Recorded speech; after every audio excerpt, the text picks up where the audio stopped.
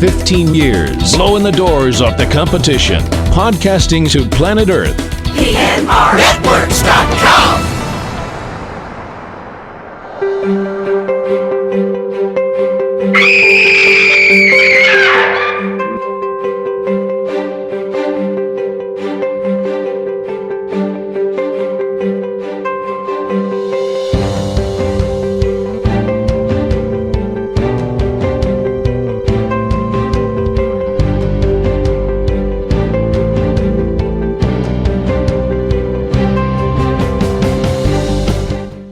PNR Network Studios in the hub of the universe, the entertainment capital of New England, Boston, Massachusetts, USA. This is Subject Cinema with T.C. Kirkham and Kim Brown.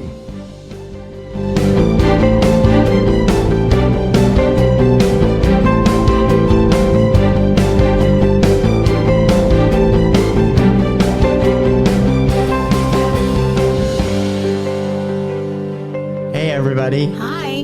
Welcome to Subject Cinema. I'm T.C. Kirkham. Hi, I'm Kim Brown. Subject Cinema number 662. It is October 24th, 2021 as we are speaking. And we are in the midst of our Silent Screams series for Halloween 2021. Yep.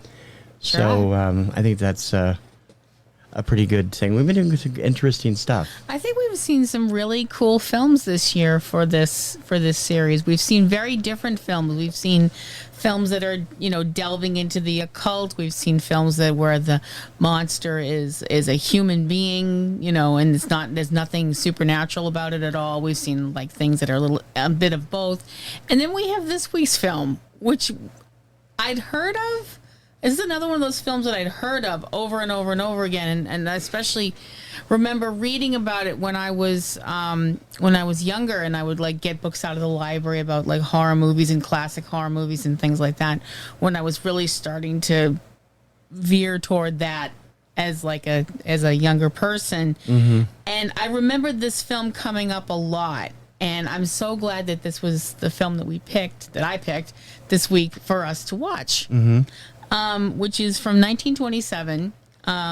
It is a film called The Cat and the Canary, and it is adapted from a play which was written by a gentleman named John Willard in 1922.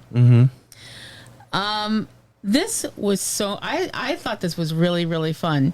It was a lot of fun. Yeah, and it's actually a story that's been filmed quite a few. It's been filmed 5 times. With different people doing the in the roles and stuff like that. The other one that's the most well known besides this one is the one that was filmed in 1939. That one starred Bob Hope and Paulette Goddard. So I think that's pretty cool. Yeah, I do too. Just your mic a little bit, just because we got a little bit of it's bouncing back and forth. Is it better if I lean forward? Yeah, like I think it's the cord. We got new cords on the microphones this week, and it's a little bit. I'm still making adjustments, but I think you'll be fine. There's new bugs and wires and things and stuff, and that's really not my area. So, he just put this in front of you and talk. Okay. Yeah, that's how it works. Yeah, it really is. You think we're joking? We're not joking. That's how it works. So this movie was not so much a horror film as it was a mystery. Yes. And we both said that how much, basically Scooby-Doo could have been based on this movie. It really was. Well, this was the beginning this was probably one of the first films in the old dark house genre of horror films. The whole, and there's so many tropes that you see that you wonder if they started with this film. I definitely think this was one of the first films that kicked off some tropes that we've seen in other films and other books and things like that. The whole idea. Well, we'll get into the plot in a minute. Yeah. But there's so many things that you're like, hey, I've seen that in this, that, and the other thing, and definitely you can definitely look at this film and probably the later adaptations. And you could definitely think that Hanna-Barbera got... My phone's beeping, I'm sorry. That's okay. You can definitely get the idea that Hanna-Barbera lifted some ideas from this when they came up with Scooby-Doo. Yeah. Which is fine. All right. know. Give us the basic rundown of the plot on this movie. Okay. Which isn't really hard to understand up to a point. No, it really isn't. The plot of the film is looking at it's actually looking at the afterlife of a millionaire named Cyrus West. He is a very wealthy man. He's also very eccentric. Now, whether or not he's crazy, that's, I guess it's like it's like the difference between whether or not you're eccentric or crazy depends on how much money you have. I don't know. Well, Okay, well, whatever. According to the story, he was like paranoid. I mean, basically, it sounded like he was pretty paranoid. But that, like the old saying goes, just because you're paranoid doesn't mean they're not really out to get you. In Mr. West's case, the they would be his family, who from his point of view, he views it that they're all waiting for him to die so they can feast on his fortune, basically. Mm-hmm. He feels like he is the canary in a cage surrounded by a bunch of cats. And we have title. Yeah. The cats being his family waiting to get him, or waiting to feed on his his money, basically. And he's possibly gone crazy right before he dies. So he winds up dying. The thing is, Clunk. We don't see. Well, it's his actual part of the story is not a very long part. He's just he's basically just the plot kickoff point, because we have to wait 20 years to get to the next part. Because according to his will, which I don't think this is legal. Not now, at least. I don't know. Maybe it is. Maybe back then. I don't know anything about this kind of stuff. My legal knowledge stuff is limited to LA law and Perry Mason, so I'm not. Then don't depend on that anytime soon. Yeah.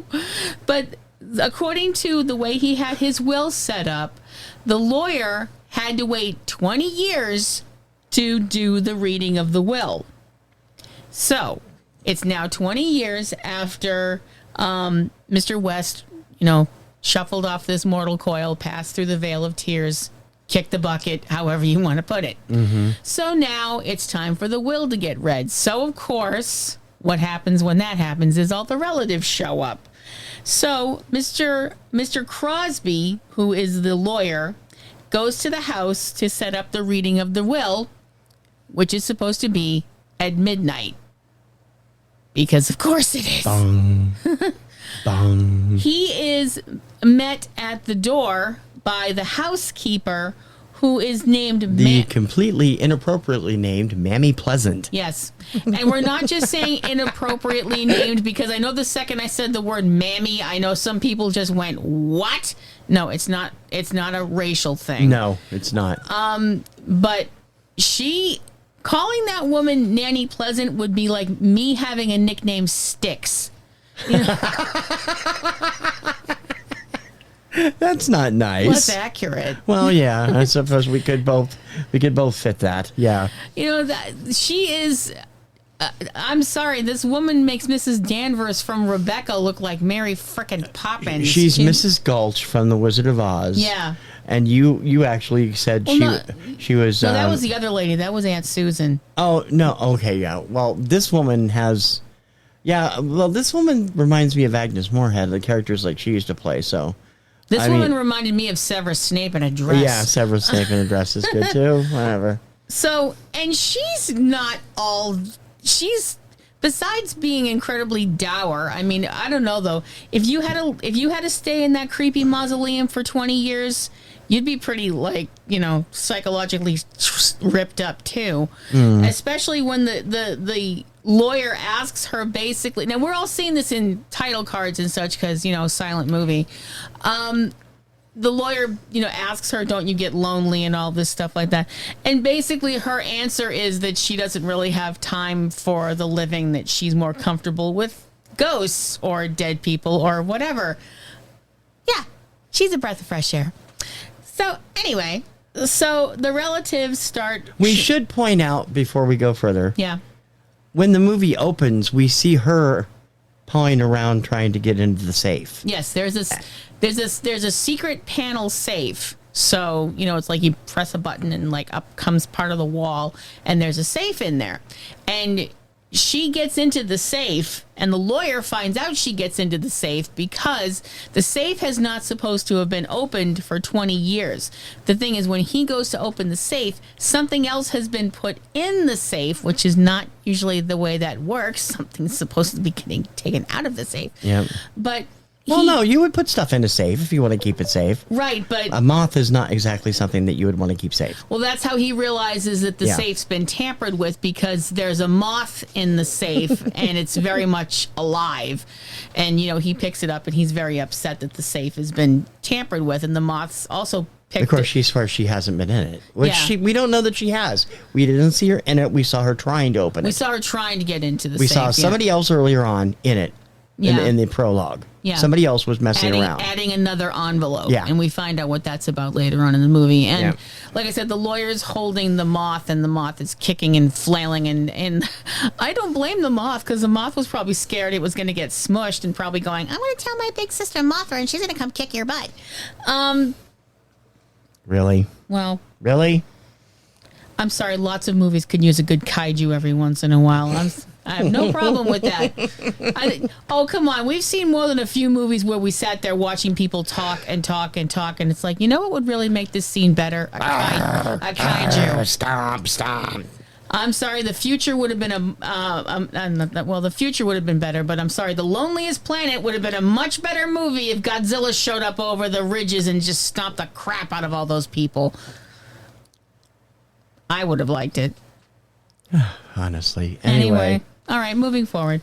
So the relatives start showing up to, hear the reading of the will and all that. Bing bong. No, there's no doorbell, but there are some really nice knockers on the door. On the door. Oh, okay. It's not that kind of a movie.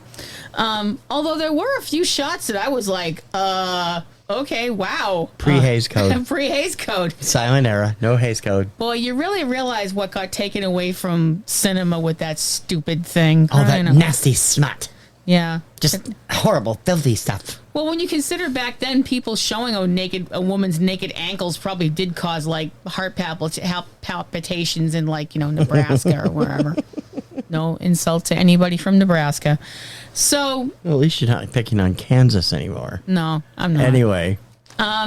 So, as we mentioned, the relatives started showing up, and those would include Mr. West's nephews, Harry and Charlie, Paul, and Paul's sister, Susan, and her niece, Cicely. You really need a flow chart at this point. Oh, I didn't realize that they were brother and sister. That's interesting. Okay. Yeah. Okay. And also Annabelle, who is a niece somewhere along the line. So these people are all related. How they're related? I mean, we know they're related by blood. There's nobody that's related by marriage that's here from the look of things. I don't know. But like how people are related is very kind of, I got confused, but that doesn't take much. And I mean, I admit that. So they all sit down and they all have the reading of the lawyer reads the will.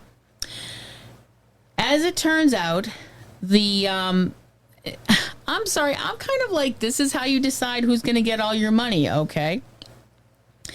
Mr. West's will says that his entire fortune, which I'm assuming means money and the house and everything, is to be bequeathed to the most distant of his relatives that are still alive that bear the last name West, which turns out to be Annabelle. However, because this is a movie and wills in movies work this way, because I'm sorry, none of this seems legal, but anyway, the will, because as we mentioned, the cause of all this, Mr. West, his relatives were so greedy and always hovering around him and stuff, and they were also always saying he was crazy. He has written into his will that before she can inherit the money and the property and everything like that, before she gets all the lolly, she has to be evaluated by a doctor to make sure that she is not crazy. Mm-hmm. And if the doctor determines that she is crazy, the fortune is going to be bequeathed to the person whose name is in the second will. The second will is what we find out is what was in that other envelope. Mm-hmm. Which was only to be carried out if the will of the first will's provisions were not met. Mm-hmm. Now, where that came from, we don't know. We know we saw somebody put it in the safe. Yeah. We don't know if it was West himself, because it wrote on the the handwriting looked the same, or if it was put in years later by somebody else. So, yep. Onward. Yeah. The fortune, besides, money and property and stuff like that, it also includes what are called the West diamonds, which are diamonds, obviously, that Mr. West had hidden somewhere in the house a long, long time ago. So Annabelle now has come to the conclusion that, and I don't blame her for feeling this way, because everybody's given her the side eye now, because nobody's bequeathed anything else. Like, nobody's like, to my nephew I leave my car or whatever. Annabelle gets the whole thing. So all these people have made this trip for nothing, A, and B, they don't get, they don't get anything. Could have been worse. What do you mean? Could have left it to nobody and asked for a parade. Okay. WKRP joke. If you don't know what it is, you'll have to go back and find it. So now Annabelle is the canary surrounded by the cats. Cheep, cheep, cheep, cheep, cheep, cheep, cheep. Ow. Cheep, cheep, cheep, cheep. So anyway. My Tommy Wiseau impression, ladies and gentlemen. Moving forward. The family decides that they're going to all sit around and have some dinner at 12:30 at night or whatever, because as you do. And they're interrupted in their they're interrupted before they actually even get their meal by a gentleman who says that he is a guard that is at, he's a guard from a local insane asylum. And the reason he has shown up in their house is that someone from the asylum, a patient, has escaped. That this very dangerous lunatic has escaped from the asylum.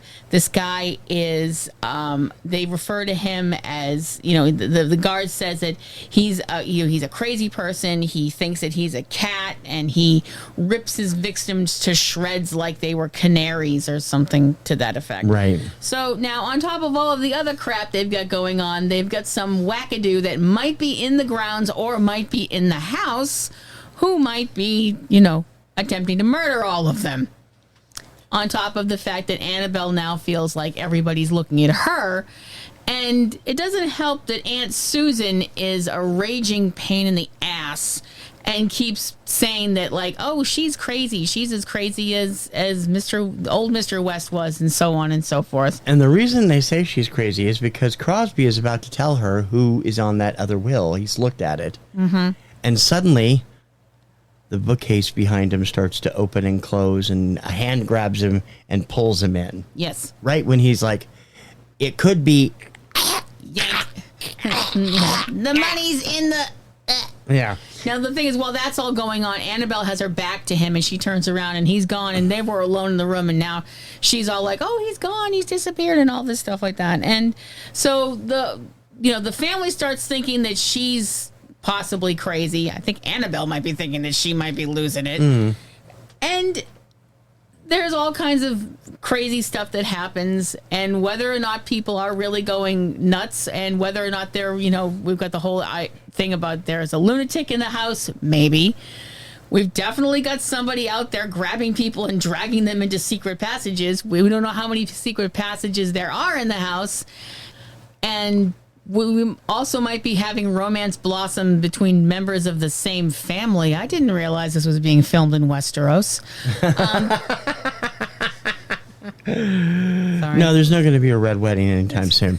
With Laura LaPlante as Annabelle West, Creighton Hale as Paul Jones, Forrest Stanley as Charles Wilder, Tully Marshall as Roger Crosby, Gertrude Astor as Cicely, Flora Finch as Susan, Arthur Edmund Carew as Harry. It's probably Carew. Martha Maddox as Mammy Pleasant, and George Sigmund as the guard, with small part from Lucian Littlefield as Dr. Lazar, the doctor that shows up at the end to examine everything. Dr. Lazar, his first name isn't Swifty. So, and if you get that joke. Yeah, that's a Hollywood joke if I ever heard one. This was so much fun. This was a great... there's a lot of comedy in it. There's a lot of suspense, and it was really, really fun. It was fun. It was so I didn't know what to expect, really. I mean, but I enjoyed it so much, and it's a nice little mystery too. I mean, every time we tried to figure it out, it was like, oh, no, that's wrong. Well, nope, that was wrong. That was wrong. That's wrong. Okay, crap. But you finally narrowed down to the right person. Yeah. But, eventually you do. But there were a couple of times I was like, well, I'm totally sure that it's... Oh, no, wait, that can't be right. Well, it's maybe... No.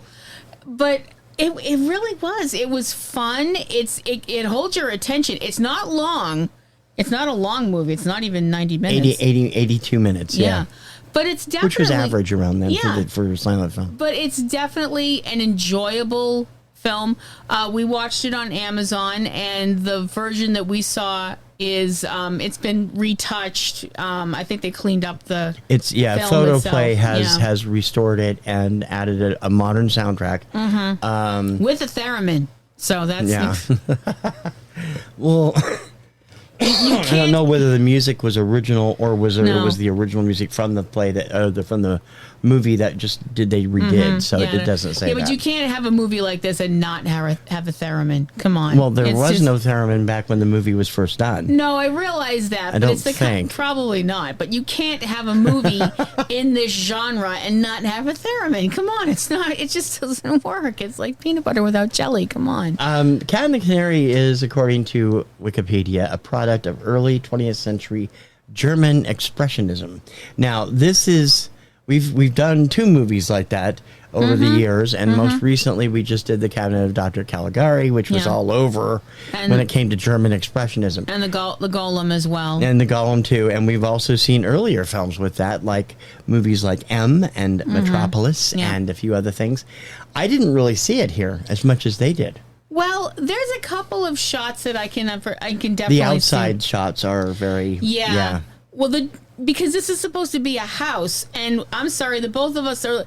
It's supposed to be a very majestic house because this was a very wealthy man. Blah blah blah. That's not what they call it. They call it a monstrosity on the Hudson. Right. They also refer to it as a mansion, a decaying mansion. Yeah, a in the decaying Wikipedia. mansion on the Hudson River. Yeah, but that's my point, though. When you look at it from the outside, it looks like a castle. Yeah, I'm going, nope, that's a castle. I'm sorry. I know what a castle looks like. I've read enough fantasy. That's a castle. So that's more of an expressionist kind of a thing, I think, making it more of a gothic feel to it. And there were a couple of shots that I definitely think had an expressionist bent to them, like the one shot after they find out that Annabelle has inherited everything, and you get that one shot of Aunt Susan. I keep going back to Aunt Susan because she steals this. Aunt Susan movie. is the Una O'Connor of this movie. If you know who Una O'Connor is, she's in The Invisible Man and Frankenstein and a whole other things. Yeah. So well, she's not in Frankenstein. She's in the Bride. She's in the Bride of Frankenstein. Sorry, you're right. That's right. Sorry. There's a shot where she kind of they kind of stretch out her imagery on the camera, like she's kind of looking down her nose at at the camera and at the audience, and also at Annabelle. And there was that other scene, and I don't know if that was the way they did it in the original way they ran the film, but where the words were going backwards up the screen. That was supposed to be Sicily, though. Yeah, that was Sicily. Yeah, but that was expressionism, I suppose. Yeah. True. And just the way some of the words are written out, especially the word ghost, which gets tossed around a lot. Now, that was straight out of Scooby-Doo, that whole ghost kind of a thing. For real. I half expected somebody to go, zoinks! It's really... Well, I did get to do sorry, the late memory of Casey Kasem. I'm sorry. I did get to do the whole, the whole end of a Scooby-Doo episode. We got there. I'm like, can I do it now? She's like, yeah. I said, no, I would have gotten away with it too if it wasn't for your meddling kids. Yeah, but there was no dog. There was no dog. There was no dog. There was a cat. There was a cat. There was a cat or two, but there wasn't a dog. And some horses, but they don't fit into the plot except that for me going, ooh, horses. Yeah, there's a lot of MacGuffins floating around. There's this. a lot You've of watch. Stuff happening. Yeah. Yeah. It's not like it's not. There's a lot of stuff happening, but there's not. This is going to sound weird. There's a lot of stuff happening, but there's not too much stuff happening. It's not like there's so much flying at your face that you can't process it. Oh, yeah. We were talking, and you said to rewind, and I said, I just told you what the title card said. It does, in one little section, go a little fast, and you've got to really keep your eyes on things. Yeah. But other than that, there was one point where I was like, wait, how did he get over? But wasn't he in the... I'm like, I can't tell if that's the film or if that's me. I mean, because I've occasionally, dropped the plot a couple of times and been like, I have to go back and figure this out. Thankfully, I did not do that in Inception, because that would have just been terrible. Yeah. Now, I want to ask a question. That movie caused a headache. What? Because I've never been sure of this, and I don't remember if they've brought this up in Animaniacs at any time or not, but because it's probably not, because it's a different studio. Is it Lemuel or Limley? I always thought it was Lemley. I always thought it was Lemuel, but it's not spelled that way. Carl Lemley or Lamley or Lemuel, I don't know, whichever it was the president of Universal. His name is on all the Universal horror films, and this is like one of the early stalwarts up there with Phantom of the Opera, the silent version we talked about a couple of weeks ago. Yeah, definitely. And these were they formed. I mean, this is hard to believe. This was made just 3 years before Dracula. Yeah. And 4 years before Frankenstein. Definitely. So it's like, wow. Well, because and then you had sound. Yeah, you did. The problem was, and I thought this was so sad, because after we watched this film, and I thought the cast was so great, and I went and looked up the cast, and I was looking at all the things they did and all the things that people were in afterwards, and I just thought it was so sad that so many people that were in this film and other people that were in silent films, when silent films went to talkies, a lot of people just didn't. They weren't given the same respect, I guess. 2011's The Artist for the story behind that. Yeah, because a lot of these people, they were in all these other things, but they were always usually like uncredited, or they, I mean, and that's just sad. I just think that's sad. Star Laura LaPlante was actually quite a star of a number of films in the silent era, but she's described as a victim of talkies. Yeah. Which is odd, because she's beautiful and she has very expression face and, whatever. Yeah. She did receive a star on the Hollywood Walk of Fame before her death in 1996.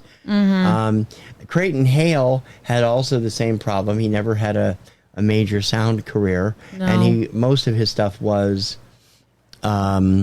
kind of the same kind of parts that he played here, which is kind of this nebbishy, hero-y type.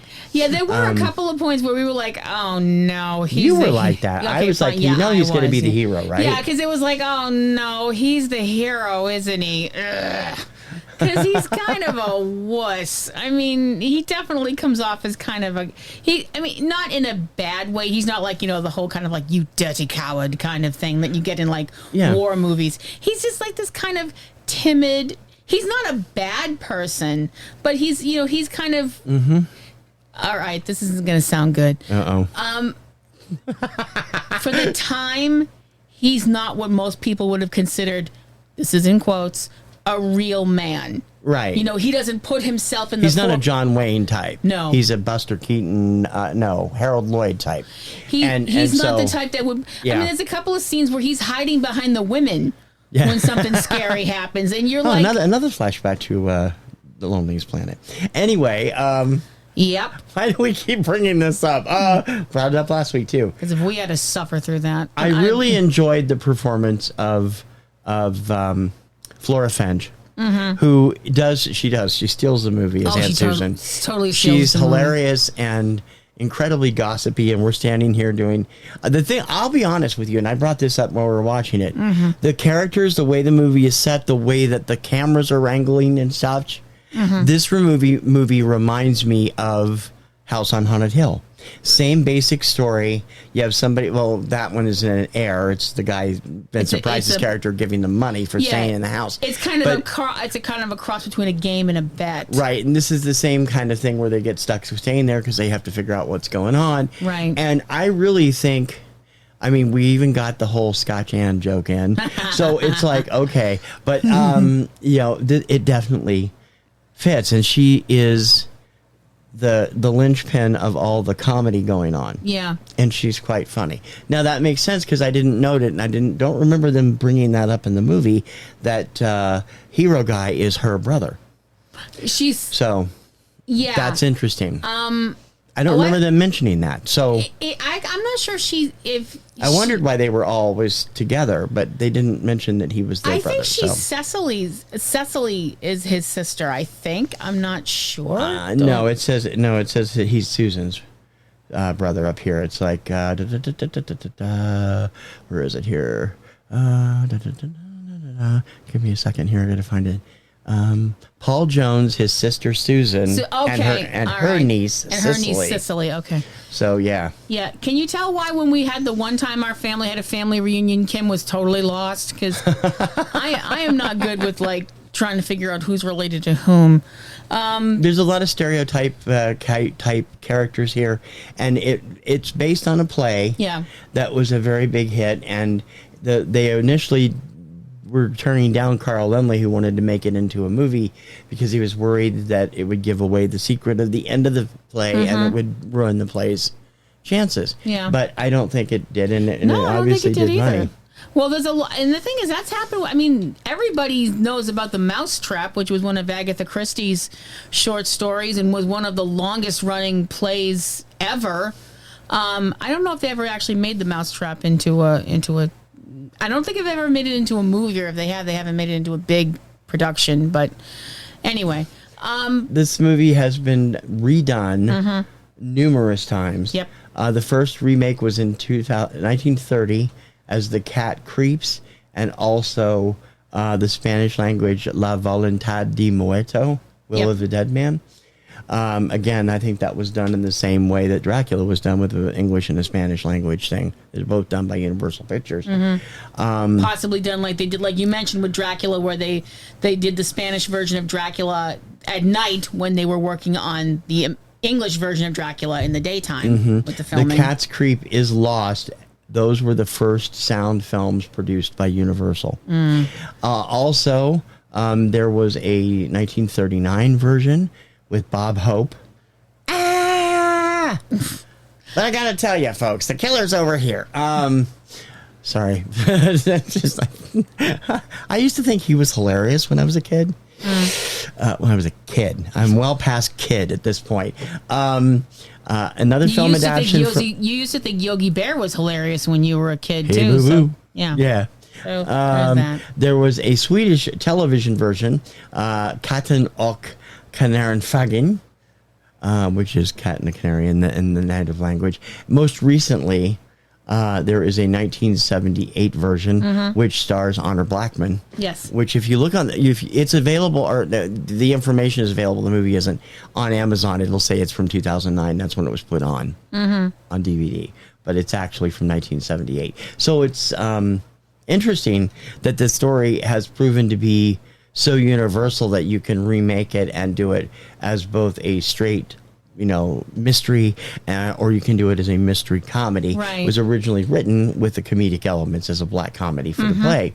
Yep. So, well, and like I said, there's so many things that you can look back at this film, and I'm not sure that it's the first, piece of media that ever did this trope or that trope or whatever, but it was definitely up there as one of the first, where you have the whole, getting the relatives together for the reading of the will thing, and then stuff going wrong because somebody was, all of the money went to cousin Filbert, and then all of a sudden everybody else around them is dying but cousin Filbert, and and all that stuff like that. it is interesting. Let's just bring that in, because we've pretty much covered the whole plot. When it comes, we've actually discussed this between us. When it comes to television and film, Right. the reading of the will trope. Right. How accurate is that? It isn't. Yeah, we've actually done some research on this for something we were working on a couple of years ago. They don't really do this. They can, but it doesn't happen very often now, and it didn't happen that often then. Yeah, it can be done that way. I mean, if somebody wants to have all of their relatives show up and, sit there and go through all of this, and I bequeath my stamp collection to my cousin Miniford or, whatever, and all that kind of crap. If people want to go through all of that, they can. I mean, but they don't have to. It's not a legal thing. Right. And you can, and I mean, in the last couple of, decades and so, they've tried to modernize it where they've had people do their wills on video. Yeah. People, on videotape and That things was like the that. topic of the WKRP episode I mentioned earlier, where Jennifer, played by Lonnie Anderson, had been dating an older man, which she did quite regularly on the show. And he passed away when they were out one night at dinner. And she was the executor of his estate, and he had made a video will and left nothing to any of his relatives, $1 to Jennifer, and the rest was to be used on a parade. And, well, we're going to fight this. Obviously, he wasn't in his sound mind. And Jennifer gets up and says, oh, well, and she's like, planning the parade already. Just totally disregarding the relatives. Right. I mean, that just doesn't happen in real life. Well, Not much. It I mean, can. it can, but I've never been in a situation where the will was actually read in a situation like that. No, I haven't either. No, I don't. And- Never. None of your family, none of my family. You just No. move on. No, I mean I've lost both my parents now, and I mean neither of my parents were wealthy people where they had they had things that would have been of sentimental value, Which you all got. So yeah, and what's more with my mother, there were things that I was more like, this should go to my sister because it was important to her or whatever, and things like that. I mean, I wouldn't have wanted anything from my dad, because if I'd gotten anything physical, I would have burned it. Yeah. It was daddy issues. Who still has daddy issues? I don't have daddy issues, but anyway. I just think it's interesting as to how this became. I mean, well, it's neat. I mean, it's a cool thing. For one thing, you can understand why people put that in a play or a movie. Yeah, it's a very cool trope to do. It's a very easy plot device. It's a very hello big sheep in the big city joke. It's a very good way to bring all of the characters together and to give the audience a chance to go, okay, well, this person is, this person is nice, this person's an a-hole, this person is clueless, blah, blah, blah, blah, blah, blah, blah, blah, blah. You can tell that when things are going on in, when you have the scene where the lawyer's like, and to great cousin Cecilia, I leave, blah, blah, blah, and whatever. And, that shows people, that establishes things about the characters for the audience. And it also gets everybody together at the same time so people can go, okay, so that's character A, character B, character C, so on and so forth. So it is a nice, tidy way to bring characters together in one place and establish things. Right. But is it real? I don't think so. Not as much as Hollywood would make it out to be. I mean, I'm sure a lot of people after movies had, went, hey, I want to do that, So, I mean, maybe life got influenced by art. I don't really know. But It's one of those, it's one of those things. I had something in it. I completely lost it. I was thinking of it a minute ago, but it doesn't matter. Well, my whole thing is I don't see how a will would be able to be read 20 years after somebody died. No, I don't either. That's just crap. I don't. I mean, anybody out there who's a lawyer, if I'm wrong, let us know, please. I'm always willing to learn. Subjectcinema at PNRNetworks.com. Yeah. I'm not really up on the legal stuff. That just seems really counterproductive because It does. oh, it's 20 years later. Half the people in your will that you might have been left as beneficiaries, they might have snuffed it by now. It's like Really? tact. There. I don't see why I should change the habits of a lifetime now. Also, we were referring to this gentleman as eccentric, and I think that's unfair Yeah. to us because we consider ourselves eccentric, and this guy was completely out there. Whimsically eccentric. Eccentric. We're Okay. whimsically eccentric. That's the big difference. That I really enjoyed the hell out of this. yeah, It was it a was lot of fun, and I hope you guys will check it out. It is available on Amazon Prime for $2.99. Yeah. Or if you are a subscriber to one of their Amazon Prime channels, I forget which one, it is part of your package. You don't have to rent it. If you have Roku, you can look it up and search the title out, and you can see where it's Epic. playing. It's Epix. It's on Epic. If you have Epic's subscription through Amazon, you will be able to watch it there for free, or Epic's on Roku. Yeah. And then, of course, if you don't, it's $2.99 to watch. One of the other things that I think is really interesting with this film is how it's also a precursor to a different type of film that isn't quite the same but has similar elements. The whole idea that you have a bunch of people together, something happens where they can't leave or don't want to leave. In this case, it wasn't really can't. They could have left. I mean, She did, yeah. And Susan did at one point. Yeah. Yeah. She came back, but that you have a bunch of characters who are in a place, something happens, they either can't or won't leave, and then people start getting picked off. What else does that sound like?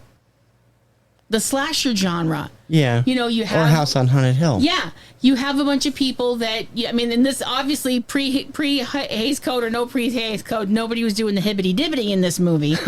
But, the whole idea that you have a bunch of people together in a situation where they're all bound by something, and then all of a sudden people start getting picked off, all you need is somebody going...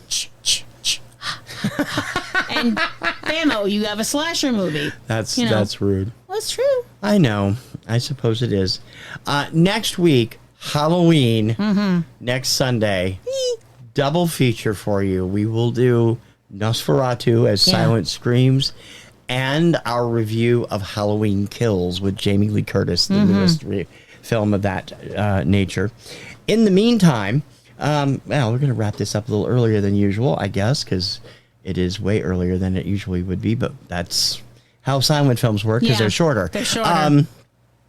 I hope you'll continue to take a listen to us and spread the word about us. Let us know what you think of the show, any ideas you have. Yeah, definitely. We're always here at Subject Cinema at PNRNetworks.com. Kim also has a role-play show, which she was going to do some stuff for Halloween, but has not done anything yet. Sorry. Well, And that's Platinum Rose Roleplay. It's over on YouTube. Look up Platinum Rose Roleplay. You can also look up my music stuff on YouTube at TKR Video Central, or go to my full site, thekirkhamreport.com. Yes. And don't forget to check out all of our other websites, as well as eCinemaOne, eCinemaBoston, and more soon to come, with a few new shows and podcasts coming soon. Contact for you? If you would like to get in touch with me about movies or wrestling or music or anything you'd like to talk about, you can reach me at platinumroselle@yahoo.com. You can also reach me on Twitter at platinumroselle at twitter.com. I am eCinemaOne and eCinemaBoston, although I don't use that much anymore, and TKR Online on Twitter, and like I said, Subject Cinema at PNRNetworks.com. We only have one more week of Silent Screams. Yeah. And then she'll be going into her, it's over. I'm not going to survive until next year. Well, it'll be Again. my Halloween letdown, but then we're going into November, and it's gonna we have an we'll idea. We'll tell you about what we're going to do in November next week. So it'll be a lot of fun. So I think that's probably I think that's about it. where we should probably get out of here then. Yeah. Everything is coming along with the new stuff and other new projects. So keep an eye on eCinemaOne and the Kirkham report for what we're going to be doing, adding stuff here, including our live show that's upcoming and more. Until next time, for Subject Cinema, I'm TC Kirkham. I'm Kim Brown. May your popcorn always be buttered. And may your roses always be in bloom. TTFN. Bye now.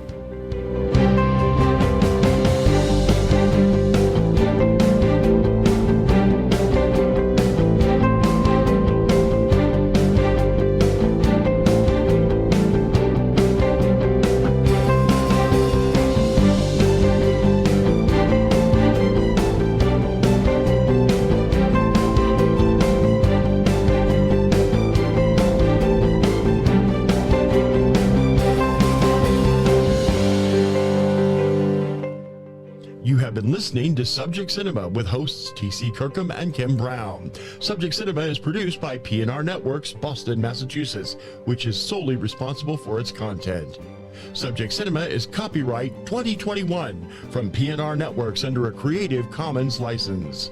Check out a new episode of Subject Cinema every weekend. Until next time, we'll see you at the movies.